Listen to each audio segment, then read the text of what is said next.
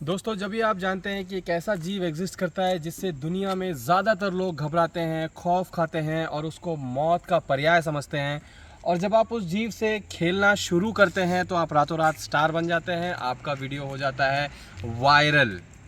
କିଛି ତ କରୁନି। ଆଉ ଥରେ ଷ୍ଟାର୍ଟ କର ତ ଟିକେ ପାଟିରେ ପୁରା ତାକୁ ଆଉ ଥରେ ଆଉ ଥରେ ହଁ ନା ସେ କଠଉ ନୁହଁ ଯେ ତମେ ଆଉ ଥରେ ତାକୁ ପାଟିରେ ପୁରା ଯେମିତି ପୁରେଇଥିଲ।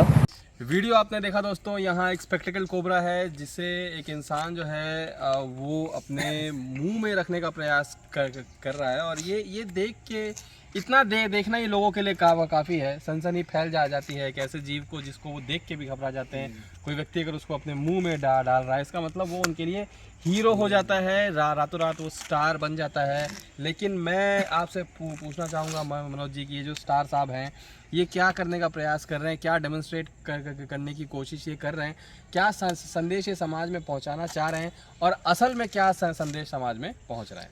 सरासर ये गलत संदेश ही पहुंचाना चाह रहे हैं। इनको पता नहीं है ये क्या कर रहे हैं या फिर इससे क्या नुकसान हो सकता है। जो लोग देख रहे हैं उसको, जो वहाँ पे मौजूद हैं, और इस चीज़ को बाद में जाके वो अगर प्रैक्टिस करना चाहें, या फिर उनके लिए भी जो अभी यंग रेस्क्यूअर्स, सो कॉल्ड जो रेस्क्यूअर जो भर कर आ रहे हैं, उनके लिए भी काफ़ी खतरनाक है। क्योंकि सांप एक ऐसा जीव है जो सभी जानते हैं कि भारत में अगर देखा जाए तो पूरी दुनिया का जो सबसे बड़ा आंकड़ा लेकर बैठे हैं मौत का, ये सांप भारत में ही पाए जाते हैं।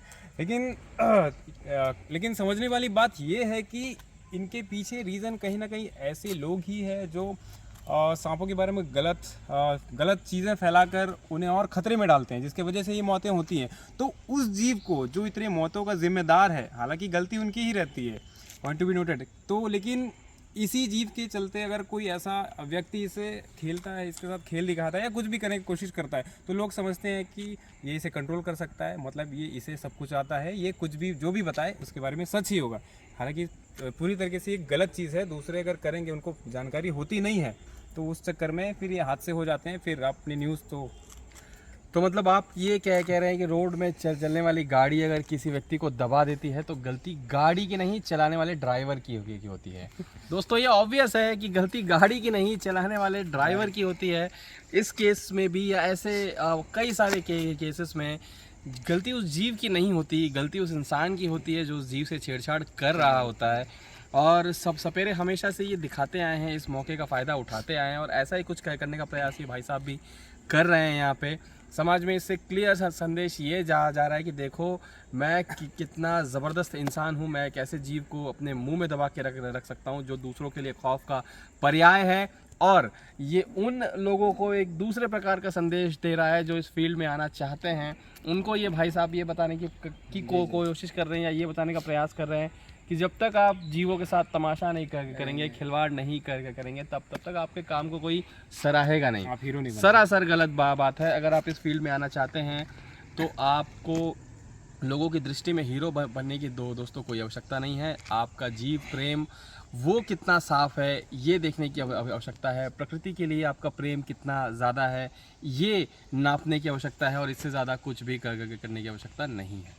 वीडियो को कंक्लूड करने से पहले एक जो सवाल आपके दिमाग में ज़रूर आया होगा कि क्या ये सांप जहरीला है, क्या इसमें जहर है, और अगर है तो ये व्यक्ति ऐसा कर कैसे पा रहा है।